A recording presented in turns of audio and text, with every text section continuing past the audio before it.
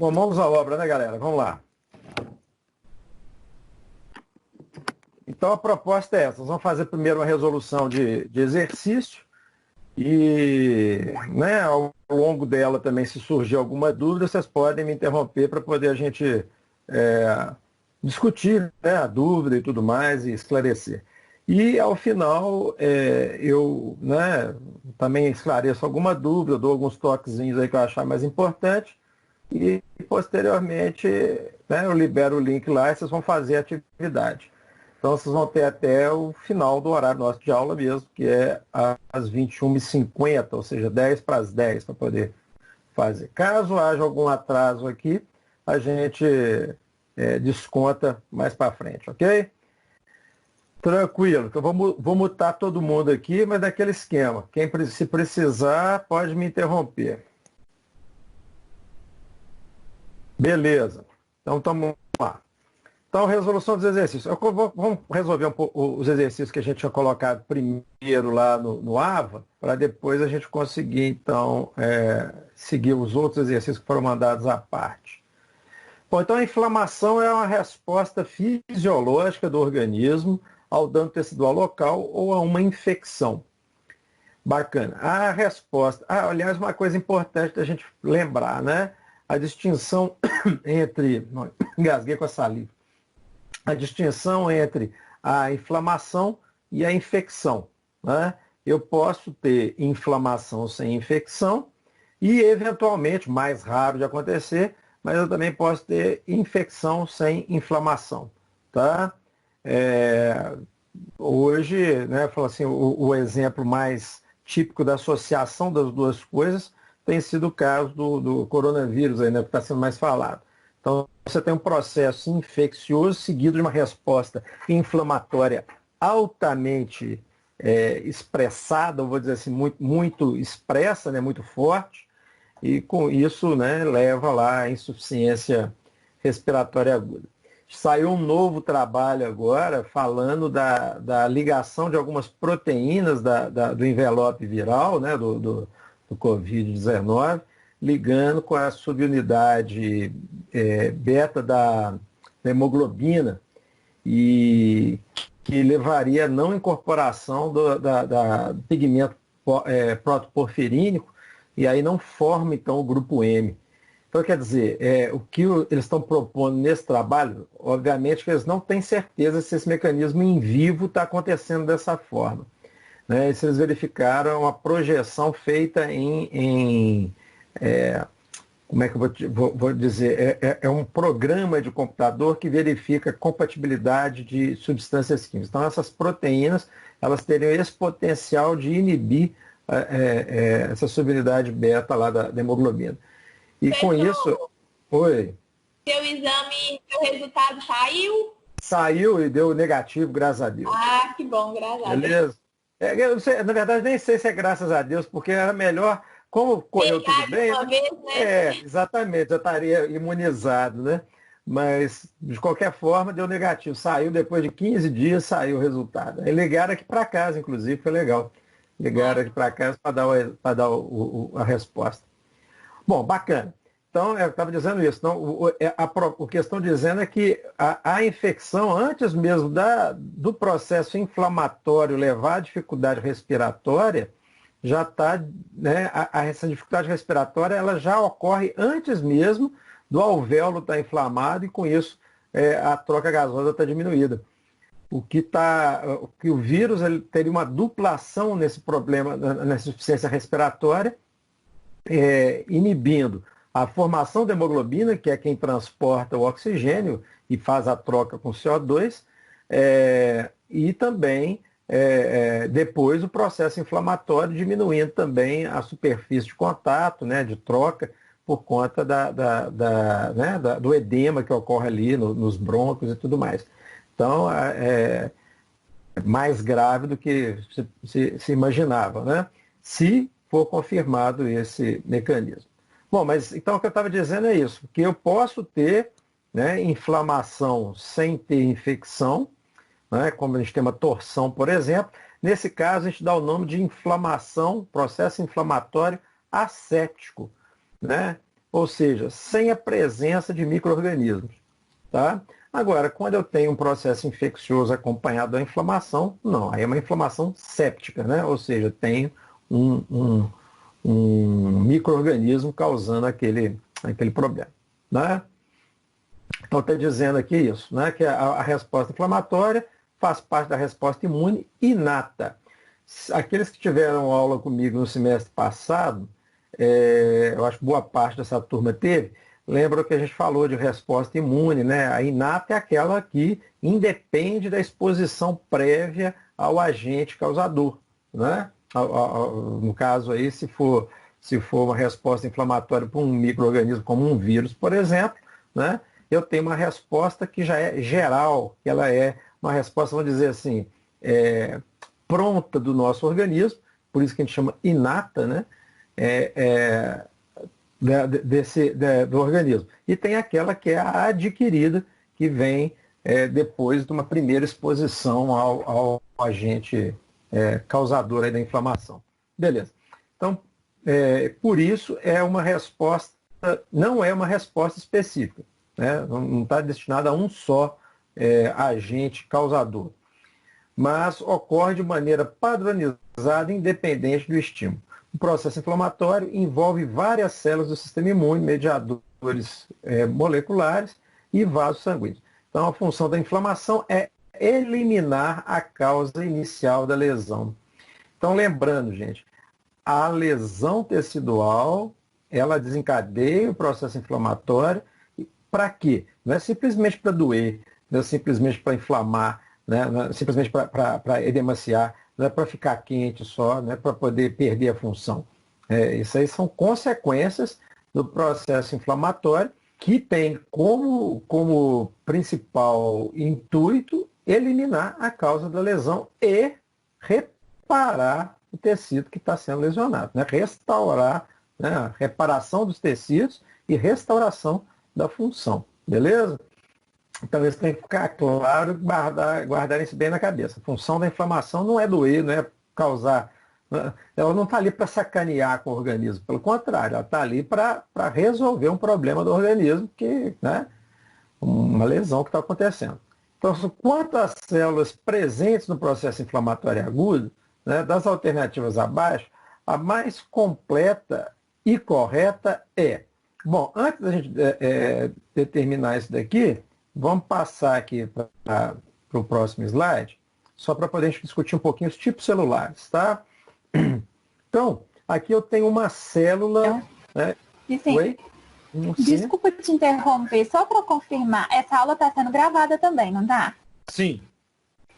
Ai, que bom. Assim. Não, é só para eu poder assistir ela de novo depois. Obrigada, tchau. Então, bom, peraí, agora perdi o meu guia aqui. Então, aqui no centro eu tenho, então, uma célula que é a célula tronco, né? Que são células que a gente tem lá na medula, né? Essas células medulares, elas são chamadas de células pluripotentes, tá? Pluripotentes porque ela tem o quê? Ela tem o poder de se transformar em qualquer outra aqui, né? Qualquer outra célula da série sanguínea, né? Principalmente, né?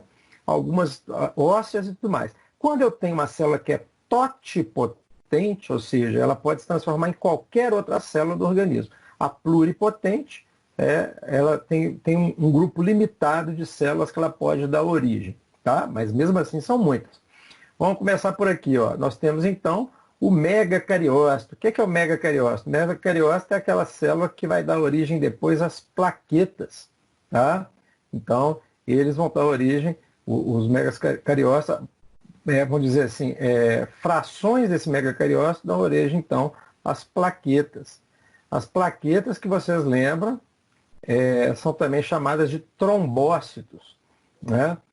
Qual que é a função de eu lembrar isso agora para vocês? Porque quem tem, né, que é fator de agregação, de ativação plaquetária, o PAF, né, que é uma citocina produzida no processo inflamatório, e tem também um eicosanoide que ajuda na agregação das plaquetas, que é a tromboxana, né? Trombócito tromboxana, né? Então, proveniente lá da COX, principalmente da COX-1. Né? Beleza. Outra célula são as hemácias, né?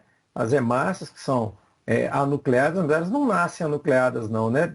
Ela nasce aqui, né, com núcleo, e no processo de maturação ou diferenciação para a hemácia, ela vai perder o núcleo antes de começar a exercer sua função.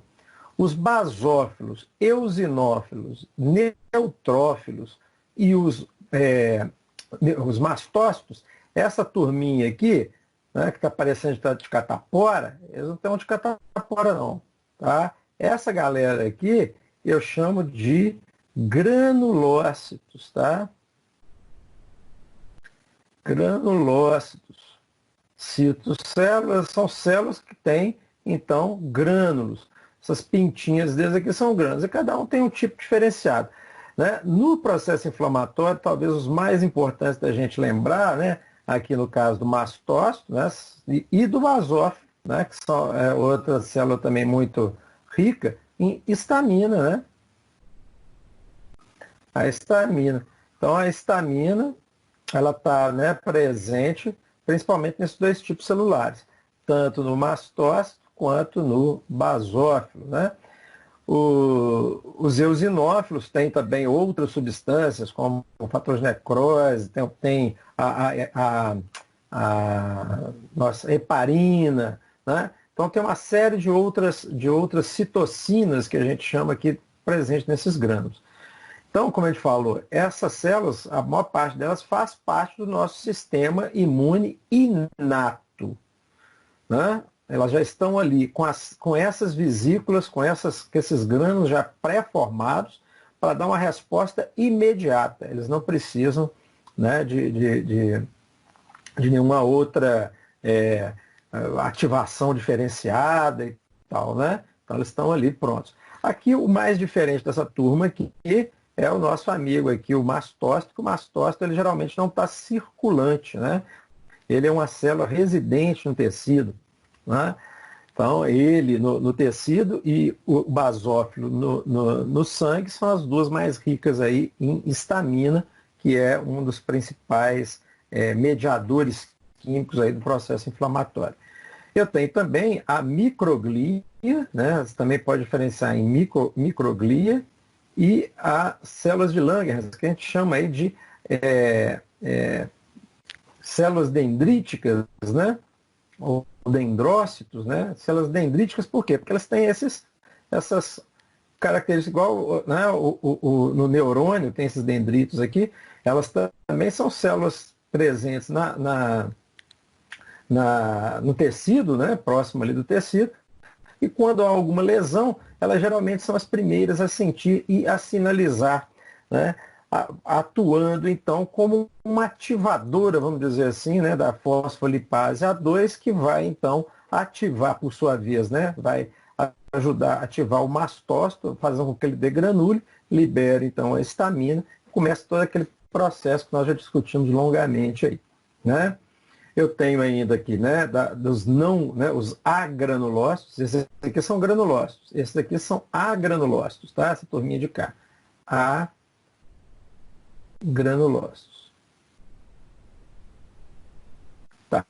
Esses agranulócitos, então, compreendem os linfócitos, B e T, os monócitos e os plasmócitos, tá? Que são já a diferenciação aqui dos linfócitos. E eu tenho aqui, né, o monócito. Esse monócito, quando ele passa para o tecido, naqueles processos que a gente já discutiu aí também de leucodiapedese e tudo mais, ele maduro, ele dá origem, então, depois que ele amadurece, que vai ficando mais velhinho, mais experiente, né, mais coroa, ele vira, então, um macrófago.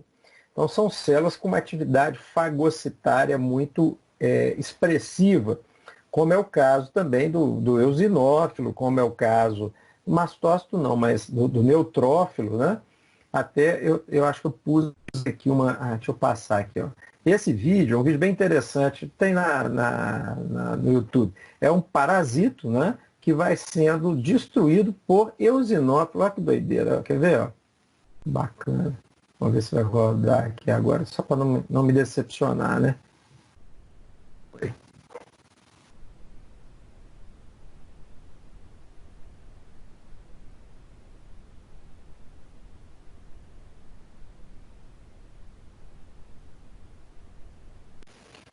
Então, obviamente, um eosinófilo desse não dá conta né, fagocitar um parasita daquele tamanho. Mas aí ele chama a galera toda e vai, né? Vocês lembram? Esse chamado que a gente falou, ele chama, ele tem um nome específico, né? Que é quimiotaxia. Não sei se vocês lembram disso, né? Então, a quimiotaxia, quando o nosso... Ops, eu já estava tinha saído da caneta, né? Quando o eosinófilo está ali, né, começou a atacar, ao mesmo tempo ele está liberando esses grânulos dele aí, e as substâncias citocinas presentes ali dentro, elas vão levar, então, aquilo que a gente chamou aqui de quimiotaxia.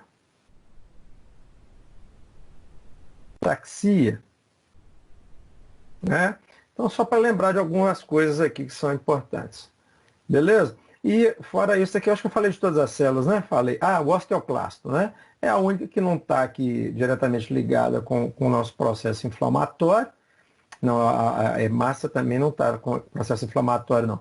Mas o osteoclasto é aquele que faz, então, o depósito de cálcio, que constrói a matriz óssea. Enquanto o osteoclasto é o que retira.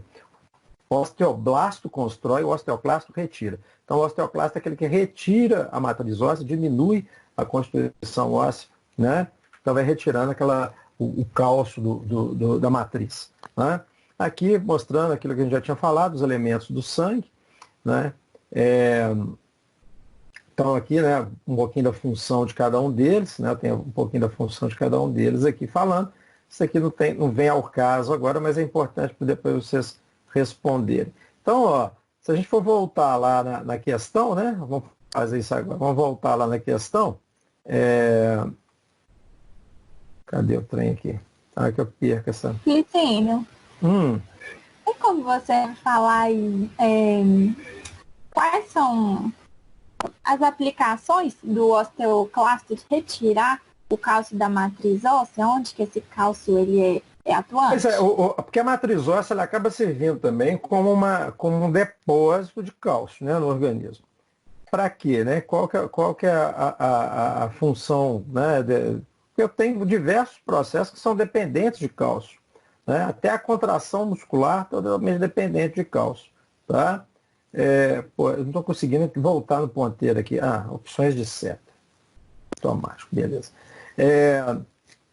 Então, quando eu tenho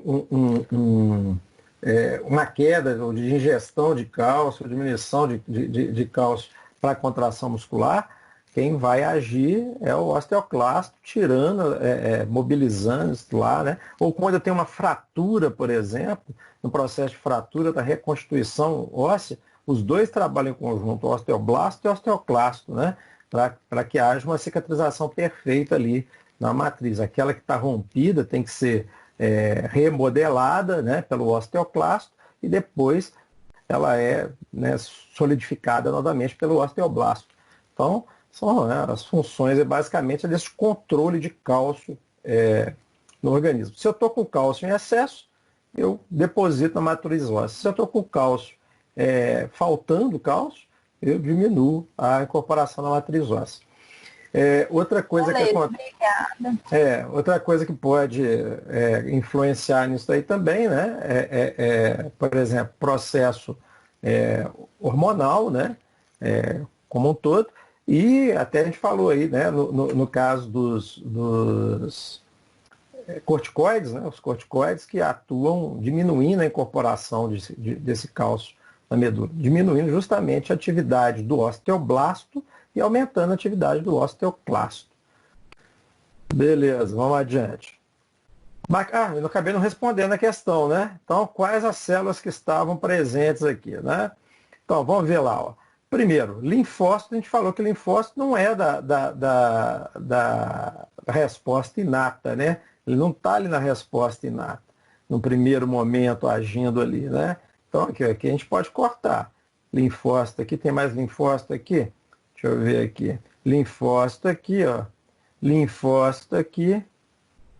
E linfócito aqui, ó. Pronto. Por eliminação, eu já sei que é a letra A. Mas vamos ver o que nós temos aqui, ó. O neutrófilo. aquela que a gente falou que são granulócitos, né? O basófilo, o mastócito e o eosinófilo, todos os granulócitos. O macrófago, que a gente falou lá que está lá do outro lado, né? Que ele é um agranulócito. As células dendríticas, que estão ali envolvidas na iniciação do processo, né? Inflamatório, além das próprias células epiteliais. Lembra, quando elas se rompem, é que vão, né, na lesão, é que vão estimular aqui todo esse processo aqui para trás. Então, essas aqui, realmente a letra A estaria mais completa aqui. Beleza? Vamos lá, a questão seguinte, senão nosso tempo não dá. Sim. Mas aqui, essa questão aí, não estava falando da inflamação aguda? Sim. Pois é, mas macrófago não entra na aguda, não? Entra? Entra, lógico que entra. Macrófago entra, sim. Professor, então, o seu slide, na verdade, eu também olhei mais, foi a questão do macrófago. Porque no slide da aula, quando divide aguda de crônica, e a principal diferença que tem lá é o macrófago. Tipos celulares, né? Mas macrófagos também. Os macrófagos pré-formados, porque obviamente vai haver uma mobilização grande, né? Vamos voltar aqui, se vocês tiveram dúvida. Aqui, né? A gente tem mobilização nesse processo, tem passagem de monócito, né? Naquele processo de leucodiapedese, juntamente com os neutrófilos, que a gente já tinha dito, mas eu tenho macrófago pré-formado. São células residentes teciduais. O que eu já tenho no meu tecido normalmente pré-formado? O mastócito e alguns macrófagos, tá? Eles estão ali justamente por conta do processo de defesa inata, né? O macrófago ele é totalmente inespecífico.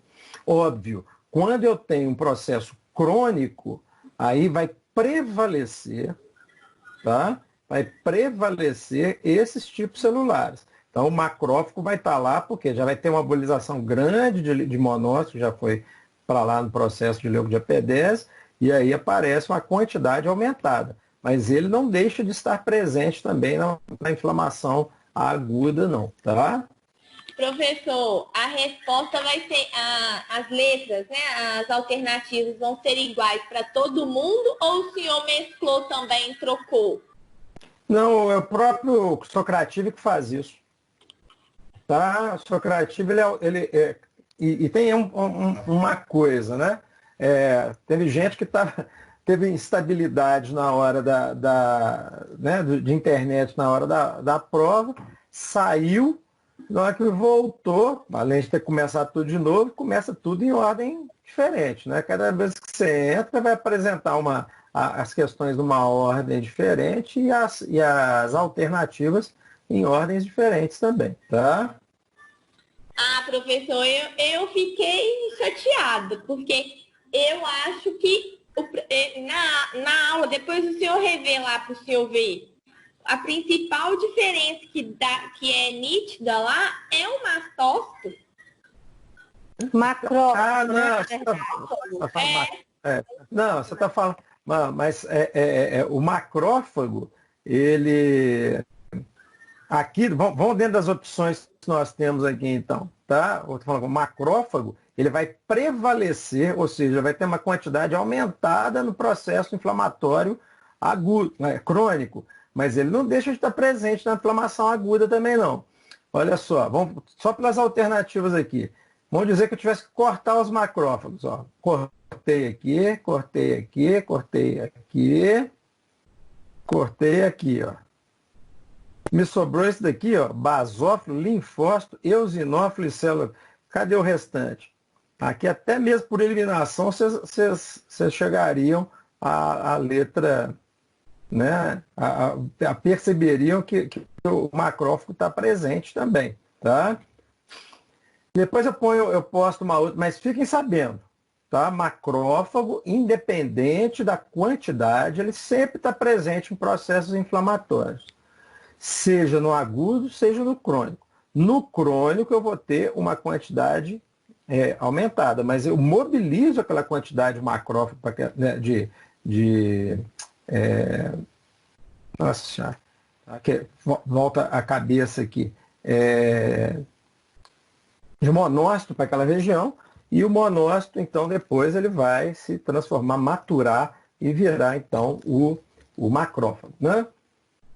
Entendido? Então ele está presente nas duas, tanto na aguda quanto na crônica. Na crônica, ele é um tipo mais prevalente, já não tem tanto a atividade de neutrófilo, por exemplo, né? Mas ainda já tem bastante a de macrófago. Ok? Ok. Gente, não preocupem com nota esses exercícios que vocês fizeram pelo AVA, eles foram todos exercícios de fixação. A nota vai ser dada entre quem fez e quem não fez, tá?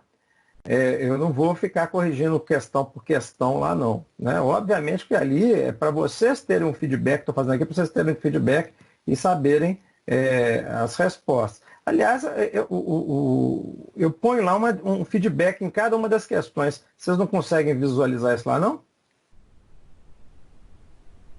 Na hora que vocês terminam a atividade do AVA, não recebe nada, não? Acho que não dava não, Licínio.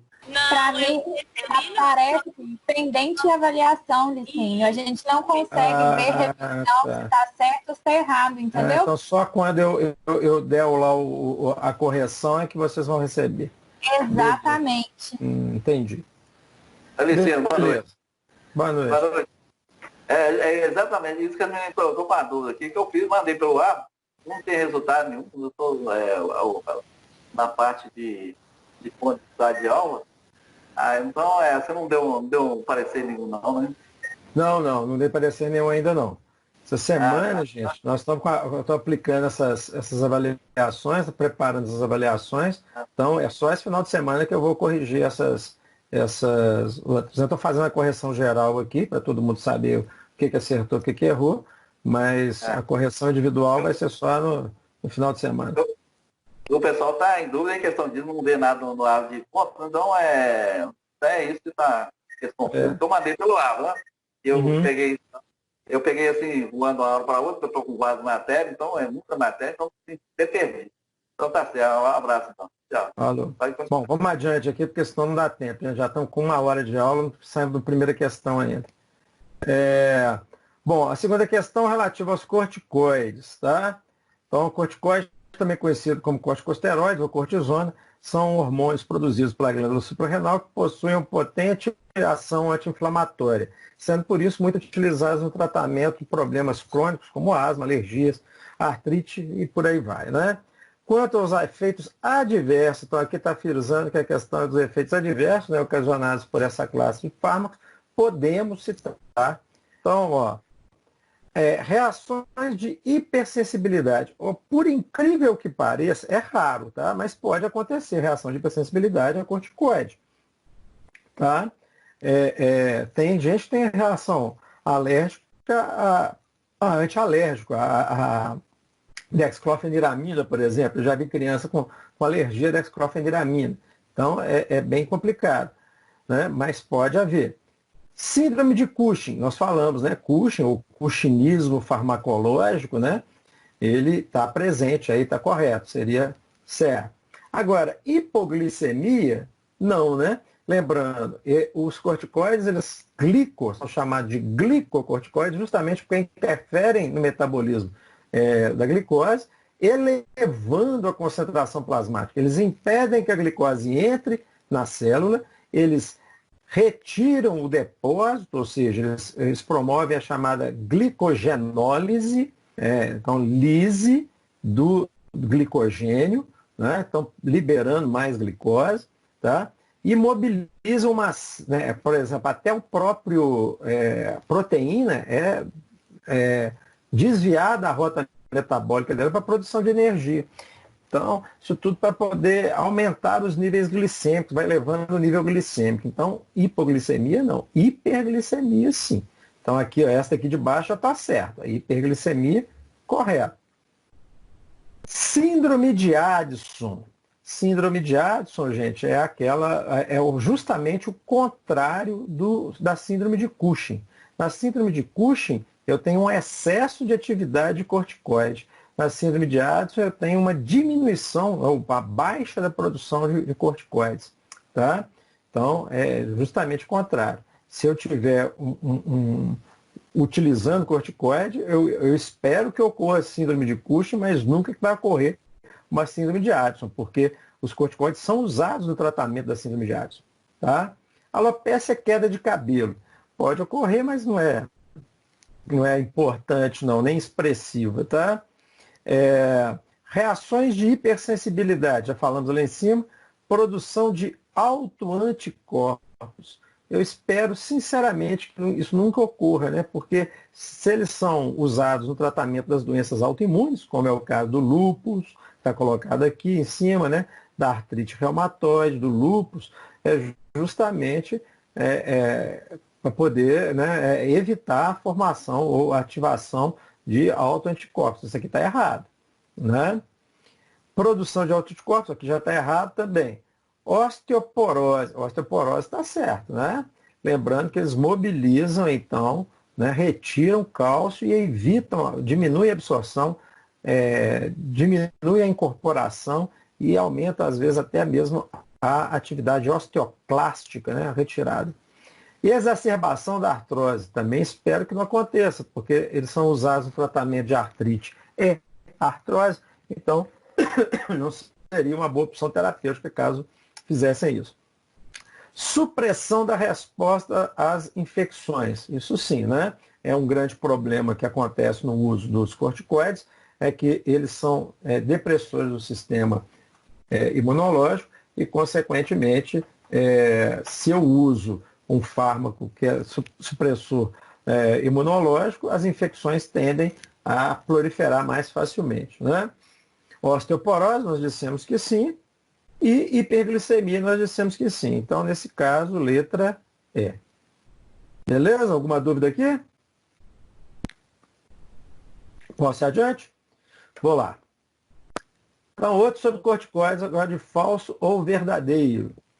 Corticoides orais, comprimidos ou soluções utilizados no tratamento de várias doenças endócrinas, osteomusculares, reumáticos, do colágeno, papapá.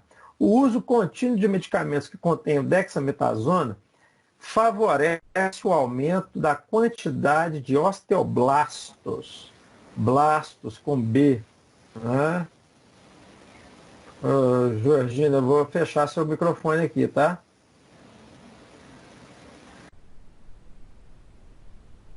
Beleza. Então, osteoblastos, né? Então, aqui já estaria errado. É osteoclastos, né? Com C de casa. Então, a alternativa correta é falso aqui, né? Na verdade, ela é falsa, uma afirmativa falsa. Beleza? Os glicocorticoides, que podem aumentar a absorção de cálcio, sendo indicada por isso para o tratamento de osteopenia em questão. Entretanto, seu uso agudo pode ter efeito contrário, independente se é uso agudo ou crônico. Tá?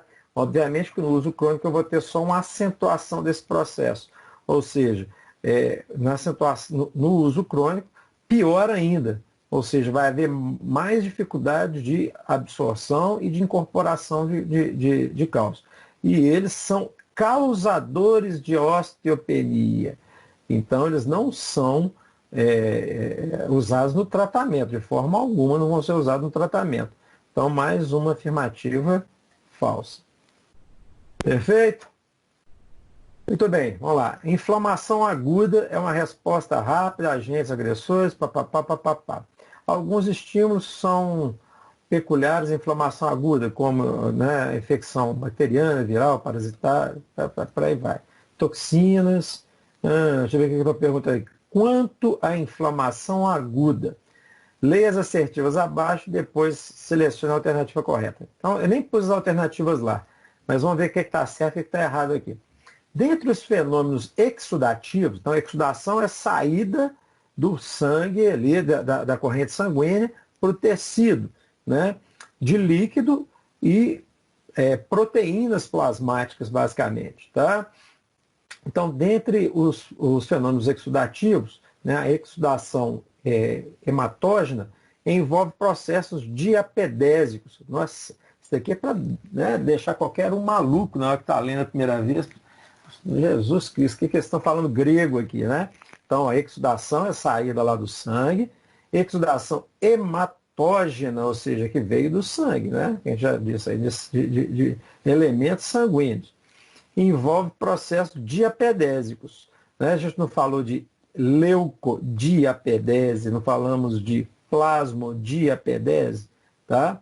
Então, de componentes do plasma e de células, né? A gente falou principalmente os neutrófilos, né? Como os neutrófilos, até está aqui, né? Eu nem tinha lido o resto. Então, os neutrófilos podem se concentrar no foco inflamatório. É justamente isso. Então, dentro do processo, né, eu tenho os processos diapedéticos com saída de plasma e saída de células, principalmente neutrófilos. Então, essa daqui estaria correta, essa é verdadeira. Muito bem. São sinais de inflamação aguda, dor, rubor, calor, tumor e alteração da função. Verdadeiro, né? Isso daqui não precisa nem discutir, né, gente? Os 4 sinais de Celsius e o sinal de Virchow, né? Que são os 5 sinais, né, do processo inflamatório aí. Sinais ou sintomas, né? Que aqui está falado como sinal, mas é sinal ou sintoma, né? Nem todos aqui são mensuráveis. Bacana. Existem diversos mediadores químicos na inflamação e da dor. Tá, tranquilo, até aqui tudo bem. Dentre os quais citam-se as proteases. Proteases são enzimas que quebram proteínas, né? Ase quebra. Protease é uma enzima que quebra uma proteína. Como, por exemplo, né, como a pré-calicreína, que circula no plasma como enzima inativa. Ó, vamos lá. Eu também acho que eu coloquei aqui aquele desenhozinho que está lá nos slides de vocês também, né? Então aqui eu tenho a pré-calicreína, ela é circulante, como está dito ali, ela fica circulando no sangue. Houve uma lesão tecidual? Beleza. Então ocorre a liberação do fator 12A, né, que é o fator de Hangman, e esse fator de Hangman ele quebra a pré-calicreína em calicreína. A calicreína é uma enzima também, tá? Então, é uma enzima, uma pré-enzima, que se transforma em enzima, né? A pré-calicreína, e vai quebrar, então, o cininogênio, que é uma proteína, né? Vamos dizer assim, uma pré-cinina, tá? Se tiver gênio, é aquilo que vai dar origem, né? Vai dar origem a alguma coisa, né? Então, vem de Gênesis, né? Então, cininogênio é aquele que vai dar origem às cininas, né? Então, no caso, quando a calicreína age sobre o cininogênio, né? Ele quebra o cininogênio, dando origem, então, a algumas cininas, né? Como essas 3 estão colocadas aqui, sendo a mais importante a bradicinina. Lembrando, a bradicinina ela também vai sofrer a ação de outras enzimas, a cininase 1 e a cininase 2. A cininase 1 dando origem a outros tipos aqui de cininas, né? Que vão atuar sobre os receptores beta-1 da bradicinina, tá? E sobre beta-2, né, a ação direta aí da cinina e da calidina. Bacana. Aqui, ó, na cininase 2, é uma enzima que quebra a bradicinina e a calidina em peptídeos inativos. Aqui, só lembrando, a nossa amiga lá, a ECA, né, a enzima conversora de angiotensina, ela é uma enzima do tipo cininase 2, ou seja, ela também age sobre a bradicinina, transformando essa bradicinina num peptídeo inativo. Tá? Qual que é a importância disso? Quando eu uso lá os nossos inibidores da ECA, eu vou propiciar, então, vou evitar que isso aconteça e vou aumentar a atividade da bradicinina atuando sobre receptores, aqui no meu caso, mas pulmonares, né? Levando, então, aquela irritação e a tosse seca, que é muito comum entre os inibidores da ECA. Beleza? Então, ó, só em resposta aqui, sim. Então, as proteases, né, tem as proteases, no caso, o fator 12 lá, né, uma protease, que vai quebrar, então, a pré-calicreína, né? Ou melhor dizendo, a pré-calicreína é uma protease previamente formada, ela é quebrada também por uma outra protease, que vai dar origem, então, a uma enzima, né, uma enzima ativa. Né? Normalmente, ela anda no sangue na forma inativa, mas prontinha para começar a trabalhar. Só precisa tirar o freio de mão dela, vamos dizer assim. Tá? Então é isso. Pré-calicreína, está lá circulante, aí está com o freio de mão puxado, né? Quem abaixa o freio de mão dela? O fator de Hangman, né? Que é o fator 12A. Então, aí ela vira calicreína e vai dar essa cascata toda que nós falamos aí. Bacana? Bom, outra questão aqui. O hormônio cortisol é conhecido pela sua função catabólica. O que é catabólico? Né? Catabólico, vamos imaginar que a gente tem uma balança aqui. Tá? Vamos pôr uma balança aqui. Tá? Eu tenho um prato de um lado e um prato do outro aqui. Tá? De um lado eu tenho o catabolismo e de outro lado eu tenho o anabolismo. Ok? Catabolismo é a quebra. Tá? Eu diminuo a síntese das coisas, ou melhor, eu aumento às vezes até a degradação, tá? Enquanto no anabolismo eu estou fazendo crescer, produzindo coisas, né? Então, por exemplo, quando o cara está querendo ganhar massa muscular, ele toma um anabolizante, ou seja, uma substância que vai aumentar a síntese proteica. Então, uma substância anabólica. Quando a pessoa está doente, muitas vezes ela vai ter, então, processos catabólicos, ela perde peso, ela emagrece, ela vai perdendo massa muscular, às vezes a pessoa fica acamada há muito tempo, aí tem escara, tem perda importante, massa muscular, não consegue nem andar depois, né? Então, é um processo catabólico. Quando as duas coisas estão equilibradas, ou o equilíbrio entre elas, eu chamo de metabolismo. Então tem catabolismo, anabolismo, o equilíbrio entre elas é o meu metabolismo. Tá? Beleza? Então, olha lá. Então, o cortisol é conhecido pela sua função catabólica no equilíbrio eletrolítico e no metabolismo de carboidratos, proteínas e lipídios. Ou seja, se ele aumenta a síntese de alguma coisa, ele evita e ele vai em contraposição a outra substância que provavelmente está diminuindo, e vice-versa. No carboidrato, nós vimos que eles têm uma função catabólica sobre o glicogênio. Então, ele aumenta a quebra do glicogênio. Tá? Nas proteínas, ele aumenta a quebra de proteínas e diminui a incorporação de aminoácidos nas proteínas. Então, para carboidrato e para proteína, eles são catabólicos, tá? Tem realmente função catabólica. Já para o lipídio, é um pouco diverso. Ele tem, sim, função catabólica, tanto é que o ácido graxo sobe, mas ele acaba em determinadas regiões tendo uma função de síntese desses lipídios, tanto é que aparece aquela cara de lua cheia, né? a corcova, a barriguinha e tal, né? Em compensação, mãos, braços, pernas, os membros, de forma geral, vão ficando mais finos. Bom, beleza.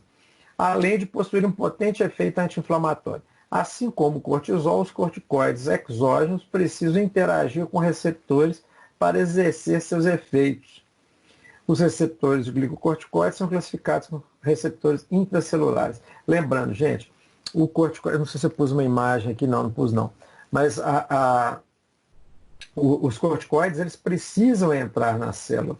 Ali, eles se ligam, então, aos seus receptores e aquele complexo entre corticoide e receptor migra para o núcleo da célula. Lá, eles vão interagir com o nosso genoma, aumentando ou diminuindo, né, a expressão de determinadas enzimas, de determinadas proteínas. Tá? Então, ele tem, sim, essa função, ele precisa, sim, né, entrar na célula. E os receptores deles são, sim, intracelulares. Então, essa resposta aqui, né, ou essa afirmativa, ela estaria verdadeira. Ok? Vamos lá. mais uma aqui. A resposta inflamatória, como vimos, é uma resposta de defesa que ocorre após o dano, papapá. As respostas de defesa, deixa eu ver o que eu estou pedindo aqui. Assim sendo, conhecedor da fisiopatologia da inflamação, avalie o emprego de anti-inflamatórios nessa terapêutica. E está dizendo, então é aquela história, né? Porque no Brasil, nos fármacos mais vendidos, né, dos grupos mais vendidos, né, no Brasil e no mundo são esses, né, de venda livre, né? Você compra no supermercado, aqui no Brasil não, mas nos Estados Unidos você compra no supermercado, tem frasco lá de 365 comprimidos, 500 comprimidos, né, de anti-inflamatórios aí diversos, né, principalmente os não esteroidais, né? Os esteroidais geralmente não tem essa venda tão fácil assim não, tá? Então, mas aqui está perguntando o seguinte, né? Conhecedor da fisiopatologia da inflamação, avalia o emprego de anti-inflamatório nessa terapêutica. Olha, a gente discutiu ali no início, no primeiro slide, na primeira questão, falando que a inflamação é uma coisa benéfica para o organismo, né? Então a pergunta é isso. Já que ela é benéfica, para que eu estou usando anti-inflamatório? Não é? Qual que seria a utilidade de eu usar anti-inflamatório? Então, nesse caso, né, específico, o anti-inflamatório ele deve ser usado quando ocorre um processo, uma exacerbação dos sinais e sintomas. Tá? Não é que eu queira que deixe de haver processo inflamatório, porque ele é necessário para a restauração do tecido, como a gente disse, para evitar que invasores ali, micro-organismos invasores, eles penetrem no organismo e causem lá uma sepsemia, uma necrose ali naquela região. Então, eu preciso do processo inflamatório. Eu só não posso que esse processo inflamatório seja exagerado ao ponto de, ao invés de trazer benefício, ele traga malefício. Lembra, quando eu começamos a aula aqui, eu falei, o caso do Covid-19, ele é justamente isso, né? No processo inflamatório que ocorre lá nos alvéolos, né, ocorre então edema, ocorre fechamento daquele alvéolo, dificuldade, né, broncoconstrição, liberação de leucotrieno imensa ali e tal, ocorre broncoconstrição, ocorre hipersecreção glandular, então né, a troca gasosa fica totalmente comprometida. Naquele momento, o processo inflamatório está sendo desencadeado para evitar que aquele micro-organismo, no caso o vírus, ele ganhe o organismo como um todo. Está tentando combater aquele vírus. Só que o tiro está saindo pela culatra. Está havendo um exagero nessa resposta que está levando a uma dificuldade ainda maior no processo respiratório. Então, inclusive, eu ouvi uma entrevista agora do infectologista lá de São Paulo, ele dizendo que está sendo estudado, inclusive, a possibilidade da utilização de corticoides dependendo do paciente. Né? Óbvio que não dá para usar para todo mundo, né? Porque, infelizmente, aqui no Brasil a gente generaliza tudo. Né? Se a cloroquina fez bem para uma pessoa, não significa que ela vai fazer bem para todo mundo. Né? Se ela funcionou em um caso, não vai ser sempre que vai funcionar. Da mesma forma, o corticoide. Né? Eu tenho que avaliar caso a caso. Mas quando eu tenho um processo inflamatório exacerbado, muitas vezes sim importante eu reduzir esse processo inflamatório até para que a inflamação consiga fazer o seu papel de restauração. Senão fica tão grande aquela lesão que aí não ocorre nem a fluxo de oxigênio, não ocorre a fluxo de circulação sanguínea, fluxo sanguíneo, e consequentemente vai ter morte tecidual ali, necrose e tudo mais. Entendido? Então é essa que seria aí a resposta, né? A inflamação, ela é importante, mas ela não pode ser acelerada. Sim. Deixa eu te fazer a pergunta, eu vi essa palavra e eu fiquei confusa. O que é corticoterapia? Como que ela funciona? Corticoterapia. Terapia, você entende, né? Quando eu falo, por exemplo, crioterapia, é terapia pelo frio. Corticoterapia é a terapia usando corticoide, né? A terapia usando corticoide, ela, como eu acabei de falar, né, ela está sendo, no caso do Covid lá, ela está sendo avaliada justamente para poder reduzir o processo inflamatório e talvez, né, melhorar aí a patência da troca respiratória ali, pulmonar. Né? Mas não é para todo que pode. A gente acabou de discutir ali que o corticoide ele é imunossupressor, né? Então, será que eu posso entrar com imunossupressor num vírus que tem uma capacidade infectiva tão grande quanto é o do Covid? Né? Então, são todos estudos que estão sendo feitos. Né? Eu disse, dia desse estava comentando com o pessoal, assim, nós estamos aprendendo a trocar o pneu do carro com o carro em movimento. Nós, professores, na execução das aulas online, já aprendi bastante. Né? Estou aprendendo. Comprei aqui, depois eu mostro assim, não dá para mostrar aqui, vocês estão me vendo, né? Comprei mesinha digitalizadora, apesar de hoje eu não estar usando ela não. Ela está aqui, mas não estou usando ela não. Mesinha digitalizadora para poder escrever em quadro virtual e por aí vai. Né? A gente está aprendendo a fazer as coisas com o carro andando. Né, trocar o pneu com o carro andando. Agora, a mesma coisa está acontecendo com a medicina. Né? Então, as terapêuticas farmacológicas, a farmacoterapia, né, seja ela com corticoides, que aí eu chamo de corticoterapia, né, ou com anti-inflamatórios, né, não esteroidais, né, AINE-terapia, tá? Elas estão sendo avaliadas caso a caso, mediante a resposta que o paciente está dando. Ficou claro? O que é a corticoterapia? Quando ela é avaliada, como eu falei, depende muito do caso. Nem sempre pode ser usada.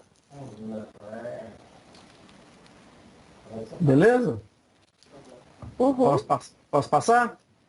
Pode. Bom, aqui é o caso clínico daquele que foi para vocês no PDF, né? Estão falando do paciente lá, que estava de dispneia, só ler rapidinho, só para poder lembrar do caso. Tá? Então, lá, 75 anos, sexo masculino, casado, papapá, ex-fumante, diagnosticado com DPOC, que é doença pulmonar obstrutiva crônica, grau A, 35 anos, hipertenso, há 20 anos, safenado há 7, ou seja, se não esteve próximo de ter um infarto, né? Frequenta o núcleo de fisioterapia respiratória, justamente devido à sua DPOC, provavelmente, né? Onde você é sócio, né? Sei lá, você está trabalhando como farmacêutico nesse núcleo lá. Faz uso de losartana, 50 miligramas, então, para hipertensão, é um BRA, bloqueador dos receptores de angiotensina. O AS, que é um anti-inflamatório não esteroidal, né? O AS é um protótipo, vamos dizer assim, do Zyme, né? 100 miligramas, estão usados aí após o almoço. A hidroclorotiazida, que é um diurético tiazídico, né? Então, para aumentar a diurese, diminuir aí o volume. Bom, beleza. Em 17 de 4 de 2016, ao chegar ao núcleo, apresentou-se dispneia e taquicárdio. Após repouso, o relator ter torcido o tornozelo esquerdo ao descer da calçada há 3 dias. Diz ter consultado o ortopedista do pronto atendimento, sendo prescrito etoricoxib. Beleza. De 90 miligramas uma vez ao dia por 7 dias. Relata piora da capacidade respiratória desde o dia anterior. Beleza. Após a aferição da pressão, verificou-se uma PA de 20 por 16. Então, estava lá com uma hipertensão, a crise hipertensiva aguda. Ainda dentro da clínica, inicia com dor pré-cordial, né, próximo do coração, pré-cordial, né, cordium, corda é coração. Tá? Então, tem até antigamente, quando se rezava a missa em latim, falava, né, sum sum corda, né? Corações ao alto, né? Então, pré-cordial, né? Então, quando fala que uma pessoa ela é muito cordial, é uma pessoa que é, né, de bom coração, né? Tem um bom coração, né? Quando eu falo de misericórdia, uma pessoa misericordiosa é que coloca o coração dela na miséria dos outros, né? Então, pré-cordial é aquela próxima ali do coração, região próxima do coração, tá? E cianose, ciano é azul, né? Cianose, então, é aquela cor azulada, principalmente na região dos lábios e ponta dos dedos, aí debaixo da unha, tá? Não sei se alguma de vocês, das meninas aí, já fez, não, se bem que menino também pode, né? Fez cirurgia aí, né, com anestesia geral, uma das coisas que pede é para tirar o esmalte. Por quê? O esmalte atrapalha verificar se a pessoa está cianótica, você tem que aumentar o volume de oxigênio, por aí vai, tá? Então, e dormência no membro superior esquerdo, né, no braço esquerdo, e dispepsia. E esse aqui, gente, são os sinais típicos do processo, sinais e sintomas típicos do infarto do miocárdio, né? É o reflexo vagal que acontece no infarto do miocárdio. Bom, beleza. Bacana. Então, chama o SAMU. Oi? Oi? O que seria essa dispepsia que você disse? Dispepsia. Dispepsia é a azia, aquela queimação do estômago, excesso de produção de suco gástrico. Né? Então, a dispepsia. Né? Tá. Entendido? Entendi. Aquela queimação no estômago. Beleza? Uhum. Muito bem. Então você chama o SAMU, este leva o fulano lá para o Biocor, onde ele vai ao óbito da entrada. Pô, perdeu um cliente, cara. Bacana. Então as perguntas aqui são as seguintes. O etoricoxib parece ter precipitado os sinais e sintomas apresentados pelo fulano. Concorda com essa afirmação? Justifique. Ó, primeiro, não dá para ter certeza que é ele, mas parece, né, gente? O que aconteceu com o infeliz aqui? Depois que ele torceu o tornozelo e prescreveu o etoricoxib, é que aconteceu isso tudo, né? Então, pode ser? Pode. Por que pode ser? Aí o mais importante é isso, né? Etoricoxib é um coxib, como o próprio nome está dizendo ali, né? Os coxibs, eles são AINES, né? Anti-inflamatórios não esteroidais. Ah, peraí, que eu acho que eu pus pus aqui, beleza. Está aqui do lado. Um esqueminha. Lembra lá, né? Mastócito degranulou, né? Ação da fosfolipase, liberando, então, ácido araquidônico. Ácido araquidônico entra lá para COX-1, COX-2 ou para LOX, né? COX é ciclooxigenase, então tem a 1 e a 2, e a LOX é a lipoxigenase. Então tá. O que acontece aqui? O que eu estou dizendo é esse AINE, nesse caso aí, os coxibs, que a gente chama de coxibs. Então, coxibs. Os coxibs, o que eles são? Eles são inibidores seletivos da COX-2, tá? Eles bloqueiam só a COX-2. Por quê? Se vocês lembrarem, a COX-1 ela é constitutiva, ou melhor dizendo, né, para ficar mais fácil a gente entender, ela é uma enzima fisiológica. Ela mantém algumas coisas que são importantes aqui, né? Então tem os efeitos fisiológicos, ou seja, as prostaglandinas, prostaciclinas aqui, PGI, PGE2, tá? Elas têm função por exemplo, na liberação de muco protetor do estômago. A tromboxana 2, ela é fundamental no processo de coagulação sanguínea, né? Prostaglandina F2, também em contração de musculatura lisa, em ritmo de filtração glomerular, são controladores da nossa fisiologia normal. Quando eu tenho uma lesão e começa então a haver uma exacerbação, ou seja, eu tenho um aumento da produção aqui de ácido araquidônico, e quem vai agir é a COX-2. Ela começa então a produzir principalmente a PGE2 e a PGI. PGE2 está envolvida com dor, está envolvida com febre, né, quando ela acontece lá no hipotálamo, tá? E por aí vai. Bacana. Então o que acontece? Quando eu uso um AINE que não é específico, ele vai inibir as duas. Então, ele faz tanto o bem que eu estou querendo aqui, né, pela COX-2, como ele também deixa ou bloqueia atividades fisiológicas do meu organismo. E por isso, aquela irritação gástrica é muito comum no uso dos AINES, porque ao inibir a COX-1, eu vou estar diminuindo a produção dessas prostaglandinas e prostaciclinas, que são estimuladores do muco protetor. Então, nesse caso, a ideia de se criar fármacos que são seletivos, inibidores seletivos da COX-2 é justamente evitar que esse efeito adverso aconteça. Bacana. Só que tem um probleminha, né? Aquela história, quando você leva para o mecânico, conserta uma coisa e estraga a outra, né? Aqui é a mesma coisa. Ó. Se eu estou produzindo ácido araquidônico para mais, eu tinha antes 3 enzimas que estavam metabolizando esse ácido araquidônico. A principal era sempre a COX-2, porque é a principal enzima envolvida com a ação, né? A reação inflamatória. Bacana.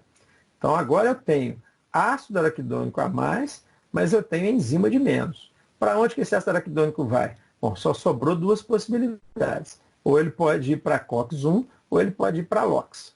Certo? Se ele vai para COX-1, tudo bem. Né? Vai produzir muco protetor, bacana. Mas eu tenho um limite também para isso. Não preciso de muco protetor saindo pelo nariz, né?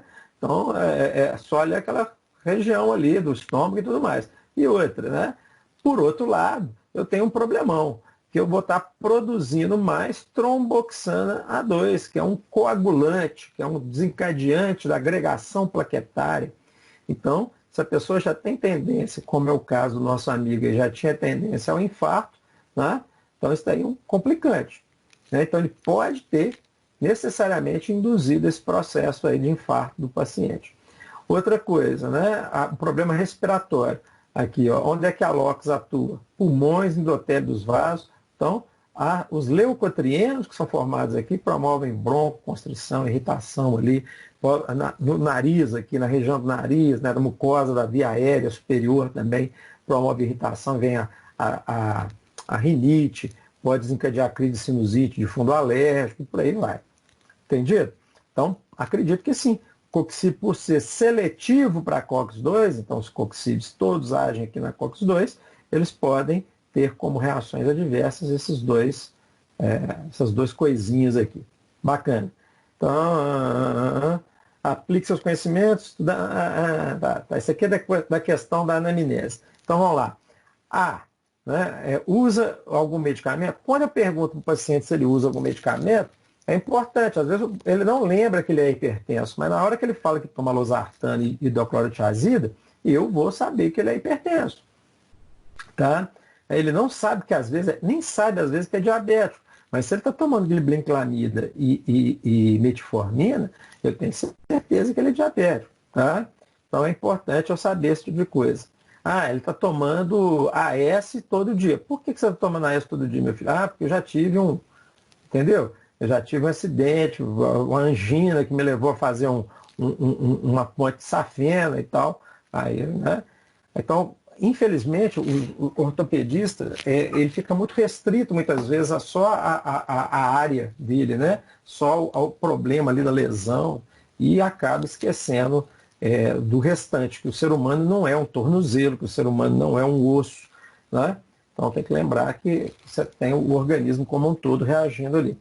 Então, beleza. Possui alguma doença respiratória ativa? Importantíssimo saber nesse caso, uma vez que se eu pretendo prescrever o heterocoxib, né? Então, como eu falei ali, ele vai aumentar a produção de leucotrieno, então tem que saber. É hipertenso ou diabético? Já dissemos aqui também, né? A importância disso. Já fez alguma cirurgia? Cirurgias também me indicam muitas coisas, né? Se ele já fala assim, fiz ponte de safena há, sei lá, 7 anos, 5 anos, sei lá que ele falou. Né? Então, isso já é um indicativo que eu não posso prescrever. Os coxibs são contraindicados em cardiopata. Então, não tem jeito, aí não adianta. Tá? Analise o esquema abaixo. Esse esquema foi o que eu estava falando aqui, mostrando onde é que cada um agia. Então, olha lá. Onde que agem os corticoides? Os corticoides, eles, né, inibem a atividade, né? Aqui estão os corticoides. Eu não estou usando minha mesa hoje, não. Corticoides, tá? Os corticoides principalmente aqui, tá? Eles têm alguma atividade sobre a COX? Pouquíssimo, tá? Tem, até aparece em literatura relatando alguma coisa, mas eu acredito que seja mais indireta do que propriamente direta, tá? Beleza. Agora, já os AINE, eles agem aqui, ó, né? Aqueles que são não seletivos, tá? Eles agem na 1 e na 2. E aqueles que são seletivos, para 2, agem na 2. para um, só o ácido acetilsalicílico, o AAS, ele consegue agir na 1 em doses baixas, tá? Até 80, 100 miligramas, ele vai agir só inibindo a COX-1. E por isso ele é usado para diminuir a síntese da tromboxana e, como diz o povão, raliar o sangue, né? Mas eu falo para raliar? Raliar não é para raliar, é para evitar que o sangue coagule, né? Dentro do vaso, que ele tem um acidente trombótico aí. Beleza? Muito bem, senhores. Dúvidas?